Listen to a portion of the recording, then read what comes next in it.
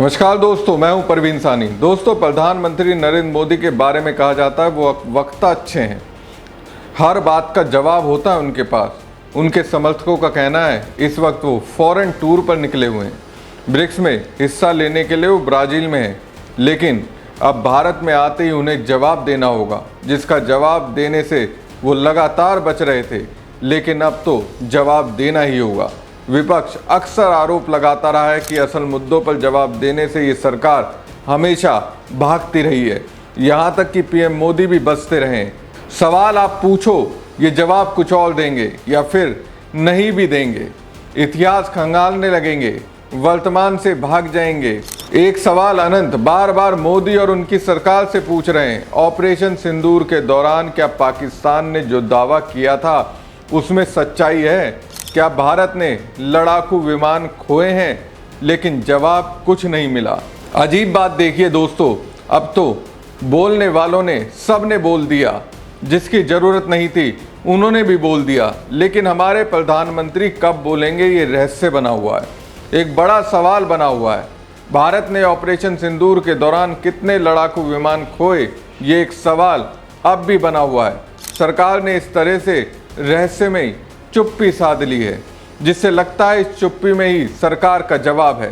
सवाल ये है, क्या ये चुप्पी एक स्ट्रैटेजी के तहत सरकार धारण कर रही है?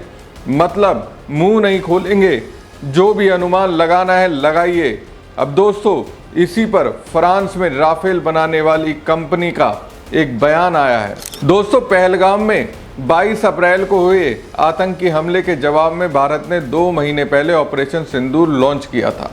अपने इस ऑपरेशन के जरिए भारत ने पाकिस्तान के अंदर घुसकर आतंकी ठिकानों को निशाना बनाया।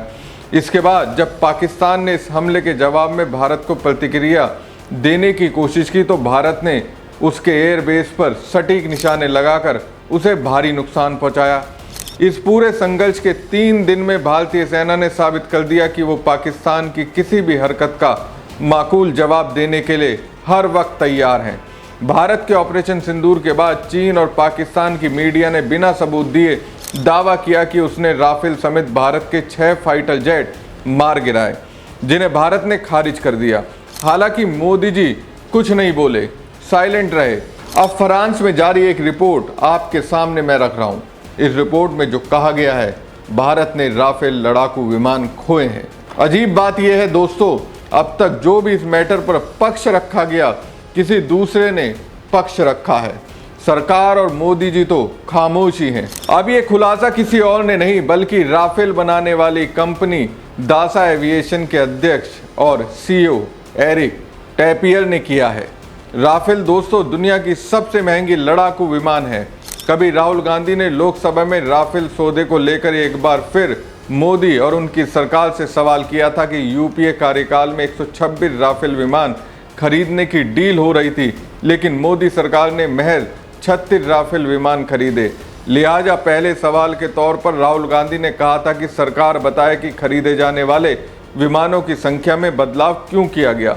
राहुल गांधी ने तब दावा किया था कि मोदी सरकार के 30,000 करोड़ रुपए का नुकसान पहुंचाया है।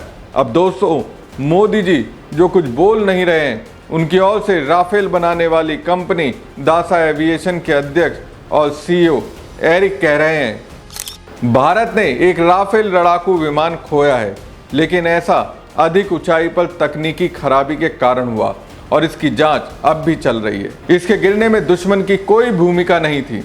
फ्रांसीसी वेबसाइट एवियन डी चेस में प्रकाशित एक रिपोर्ट में कहा गया कि यह घटना एक प्रशिक्षण मिशन के दौरान 12,000 मीटर से अधिक की ऊंचाई पर हुई।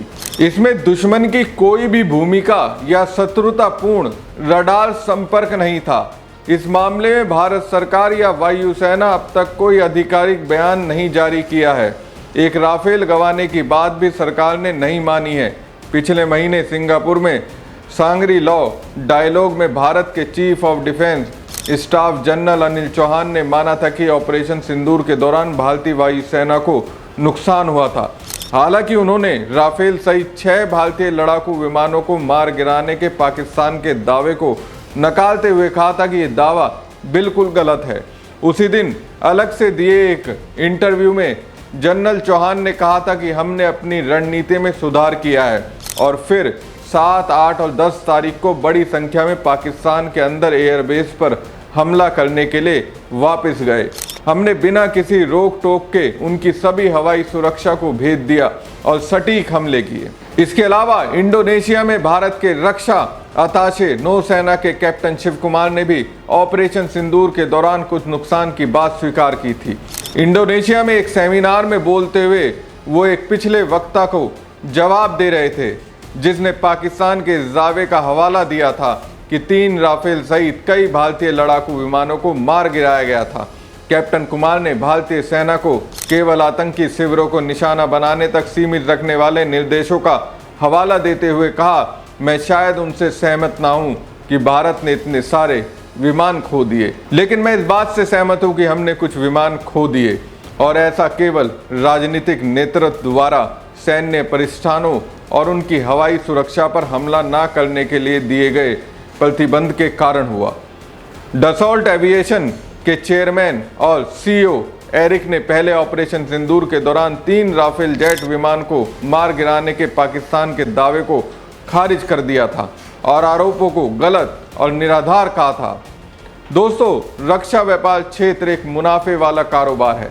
पहले इस क्षेत्र में अमेरिका और रूस की मोनोपोली हुआ करती थी, लेकिन अब इस क्षेत्र में कई नाम आ गए हैं। सोचिए, ऑपरेशन सिंदूर से पहले किसी को भी मालूम नहीं था कि तुर्की भी रक्षा उत्पादन कर रहा है। ये बात और है कि उसके ड्रोन फुस हो गए। अब इस क्षेत्र में फ्रांस भी है। चीन भी चाहता है कि वो अपने पैर जमाए। अब तक राफेल की चर्चा पॉजिटिव तौर पर होती रही, लेकिन ऑपरेशन सिंदूर के बाद उस पर सवाल उठने लगे।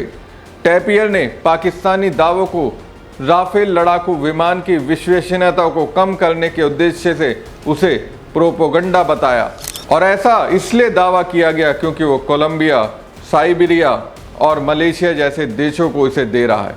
फ्रांसीसी खुफिया अधिकारियों को ये भी संदेह है कि ऑपरेशन सिंदूर के बाद राफेल के लड़ाकू प्रदर्शन के बारे में संदेह को बढ़ावा देने में चीन की अहम भूमिका है। चीनी रक्षा अताशे ने विदेशी सरकारों, विशेष रूप से इंडोनेशिया पर सक्रिय रूप से पैरवी की और उससे अतिरिक्त राफेल खरीद पर पूर्ण विचार करने और इसके बजाय चीनी निर्मित लड़ाकू विमानों का विकल्प चुनने का आग्रह किया। लेकिन सवाल इन सब के बीच ये है, हमारे प्रधानमंत्री और हमारी सरकार इस मसले पर क्यों नहीं खुलकर बोलती, क्यों साइलेंट रहती है? भारत सरकार की ओर से हमें कोई भी आधिकारिक जानकारी नहीं मिल रही है। सारी जानकारी विदेश से मिल रही है। सीज फायर हुआ, इसकी जानकारी अमेरिकी राष्ट्रपति डोनाल्ड ट्रंप ने दी। पहली बार भारतीय सेना के शीर्ष अधिकारी ने विदेश की धरती पर माना है, हाँ, हमने लड़ाकू विमान खोए हैं। इसके बाद विदेश से हमें जानकारी मिली कि ट्रंप ने व्यापार न करने की धमकी देकर भारत और पाकिस्तान के बीच सीज फायर करवाया और अब ये जानकारी भी हमें विदेश से मिल रही है। डसॉल्ट ने बताया कि ये सब पाकिस्तान और चीन का प्रोपेगेंडा है। तो मुझे ये समझ नहीं आता कि भारत सरकार को अपना पक्ष रखने में क्या दिक्कत थी। भारत के लोग और भारत का विपक्ष तो सरकार के साथ था, खुल के कह रहा था, आप पाकिस्तान को बर्बाद कर दीजिए, हम आपके साथ हैं। ऐसे में लोगों को सच बताने में सरकार को क्या दिक्कत थी, ये समझ से परे है। अगर शुरुआत में ये कबूल कर लिया जाता राफेल तकनीकी खामियों के कारण गिरा है तो क्या हो जाता और इतना कन्फ्यूजन नहीं होता। इसका परिणाम यह है कि विदेश से प्रोपेगेंडा भारत के खिलाफ चल रहा है, जिसको जो मन हो रहा है वो दावा कर रहा है। पाकिस्तान, जिसकी औकात भारत के सामने कुछ भी नहीं है, वो बढ़ चढ़कर बोल रहा है। बेसिक सी बात, सरकार का ये दायित्व होता है जनता को सच से वाकिफ कराना, सच को छिपाने की जरूरत नहीं करना। लेकिन ये सरकार सच को छिपाती दिखी और इसका परिणाम सबके सामने है। हमारी खबर आपको कैसी लगी कमेंट बॉक्स में कमेंट करके जरूर बताएं। साथ ही पेज को ज़्यादा से ज़्यादा लाइक और शेयर कीजिएगा। धन्यवाद।